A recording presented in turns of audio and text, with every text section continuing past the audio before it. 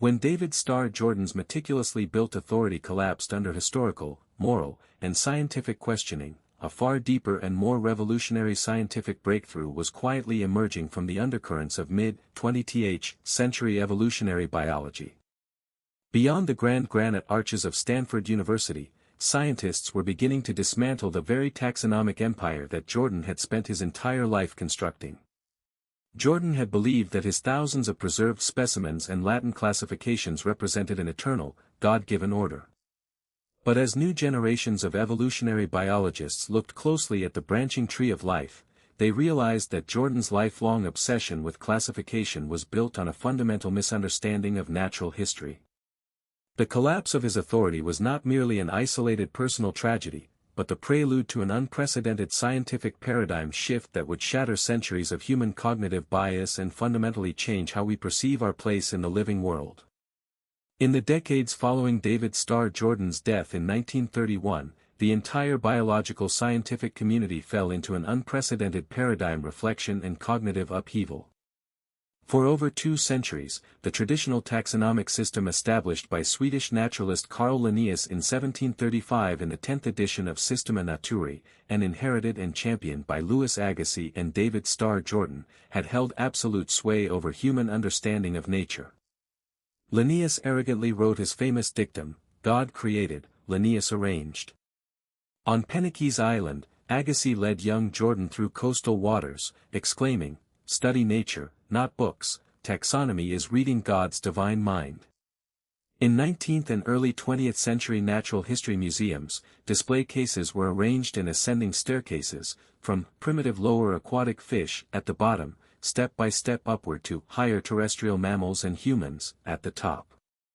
In that intuitive classification logic based on superficial observation, humans grouped living things by appearance, habitat, or locomotion. Flying creatures were birds, swimming creatures were fish, and walking creatures were beasts. This intuition traced back over 2,000 years to Aristotle's landmark treatise Historia Animalium. It satisfied human desire for order and control, slapping clear labels onto chaotic nature. Jordan wrote over 1,000 academic papers and a 4-volume, 3,300-page monumental work, The Fishes of North and Middle America, filling floors of glass jars with alcohol, lumping hagfish, sharks, lungfish, and salmon into class Pisces, convinced he was decoding God's blueprint. Yet, as modern genetics, comparative anatomy, and paleontology emerged, scientists discovered that this human-imposed label faced violent disruption from nature's true evolutionary history. Author Lulu Miller realized that the greatest flaw and original sin of traditional taxonomy was mistaking human subjective observation for objective natural law. From Aristotle to Linnaeus, Agassiz, and Jordan, humans played nature's namer and judge.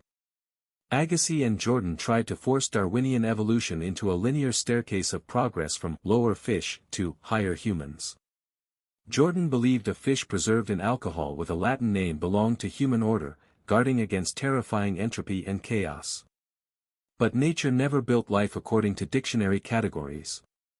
Natural selection and genetic mutation created bizarre species breaking human molds across eons of geological time. When humans used fish to encompass all aquatic vertebrates, we built a virtual cage of cognitive bias that obscured true ancestral relationships.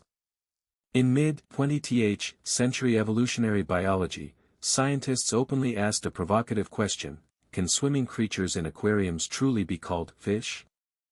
Amidst this scientific revolution, a brilliant German entomologist took center stage, Willy Hennig, father of cladistics. Serving as a World War II Army doctor studying flies and Diptera on the front lines, Hennig wrote his landmark works, Grundzüge einer Theorie der phylogenetischen Systematik in 1950 and Phylogenetic Systematics in Post-War Isolation between East and West Berlin. Published in English in 1966, it ignited fierce debates across Harvard's Museum of Comparative Zoology, the Smithsonian Institution, and the American Museum of Natural History, leading top universities to erase class Pisces from biology textbooks.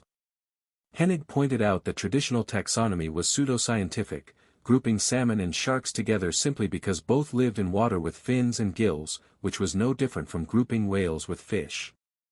Hennig insisted true biological classification must be built strictly on Darwinian common ancestry and evolutionary branching.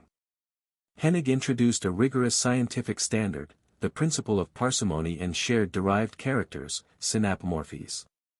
He emphasized that kinship cannot be determined by superficial appearance or primitive shared traits, symplegomorphies. Traits like scales, gills, and cold-bloodedness are ancient ancestral traits from 500 million years ago, like wheels on cars, proving no unique branching relationship. Only shared derived traits unique to a branch node prove close kinship. A valid taxon must be a monophyletic group containing a common ancestor and all its descendants. Groups excluding descendants, paraphyletic, or combining different lineages, polyphyletic, such as traditional class Pisces or class Reptilia, excluding birds, are arbitrary human hacks with no reality in nature. Hennig's cladistics acted like a cold, sharp scalpel aimed at traditional taxonomy's heart, stripping away centuries of human illusion.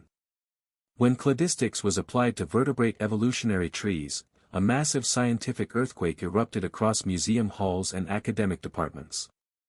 Scientists re-examined salmon, lungfish, and humans using comparative anatomy, transitional fossils, and molecular biology.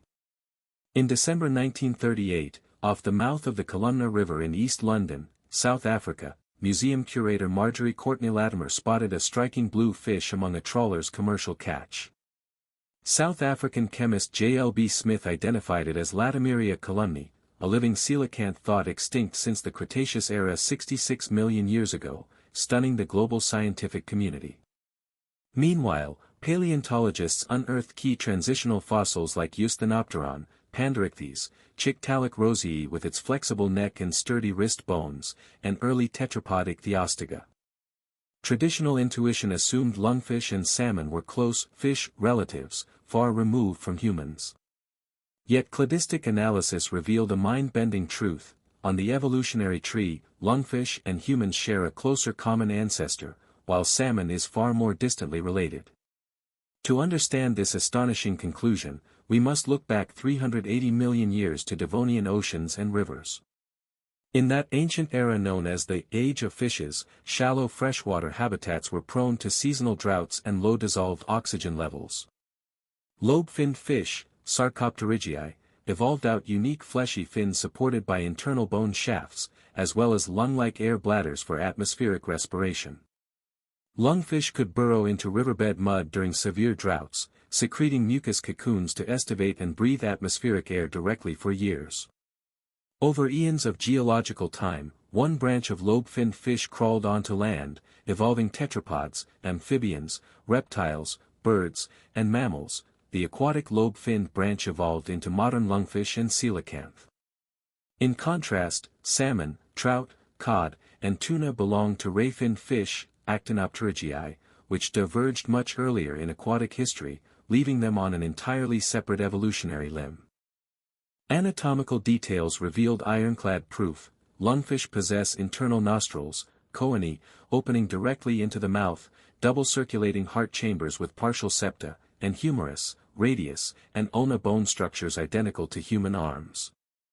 As Chictalic fossils clearly demonstrated, pectoral fins possessed wrist joints and sturdy ribs capable of supporting body weight on land and elevating the head above shallow mud. In contrast, salmon fins are supported by transparent ray cartilage without wrist joints or humerus bones.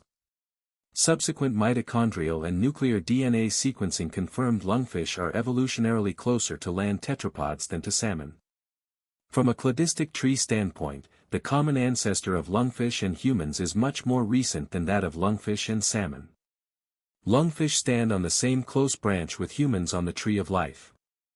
If traditional taxonomy forces lungfish and salmon into class Pisces, then under monophyletic rules, humans and all land animals must also be classified as fish, meaning humans are merely four-legged land-adapted fish. Conversely, if we insist on excluding humans and tetrapods from fish, then fish fails to form a valid monophyletic group because it leaves out major descendants of its common ancestor. In rigorous cladistics, scientists concluded, on nature's real tree of life, no single valid monophyletic group called fish exists. The word fish is an informal convenience label that fails to represent a true evolutionary lineage. When cladist Colin Patterson declared at the American Museum of Natural History in New York in May 1981 that fish do not exist, shockwaves hit the scientific world. Joined by prominent cladists Gareth Nelson and Don Rosen, Patterson sparked the famous Cladistics Wars that reshaped modern taxonomy. Standing before hundreds of senior paleontologists and traditional taxonomists in the Grand Auditorium, Patterson posed a compelling thought experiment. If an alien without human linguistic bias visited Earth, looking at genetic and anatomical charts, it would never group salmon and lungfish together while separating lungfish from humans.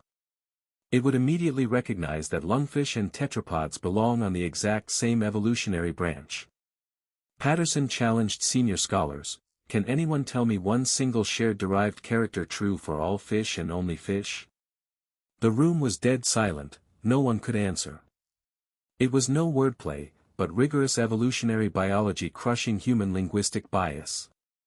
Humans used fish to flatten 500 million years of aquatic diversity, locking distinct families into an artificial label. Understanding this breakthrough, author Lulu Miller felt a shudder of liberation and awe.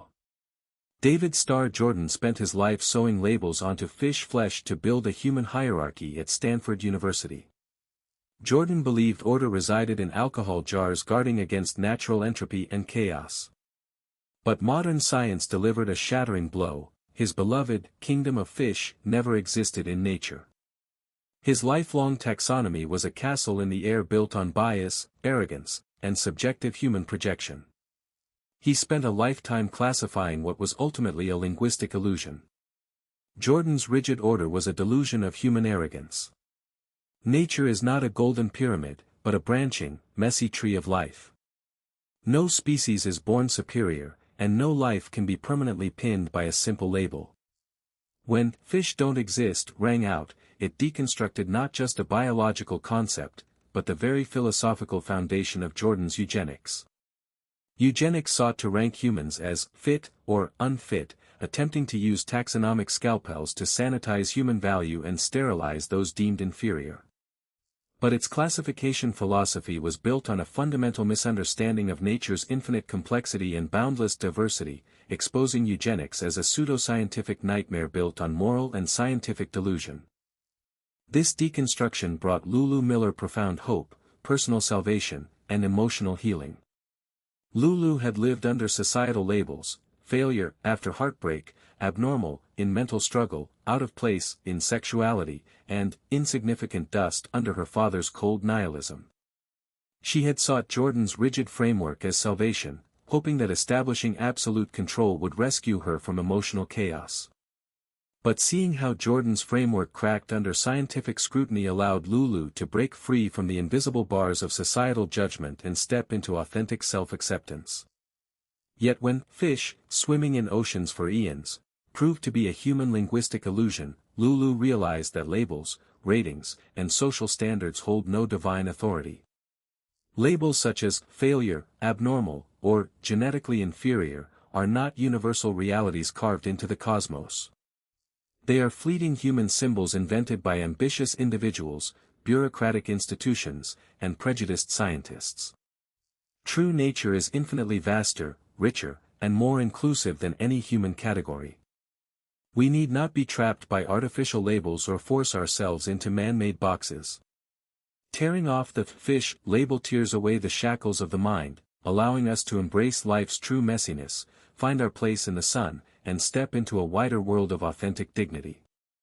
From facing chaos to dismantling Jordan's idolatry, Lulu Miller completed a deep realization of order. True science is not brute force tyranny, but humble embrace of an unfixed world. True scientific spirit does not use power to crush disorder, but maintains humility and rationality, courageously acknowledging human limitations. Science is not a tool of dogmatic domination, but an evolving dialogue with a vast, unfathomable universe. When Jordan's altar of arrogance collapsed, a panorama of infinite freedom opened up before humanity. When the label fish fades in the light of reason, how shall we find the strength to soar in a universe without fixed coordinates?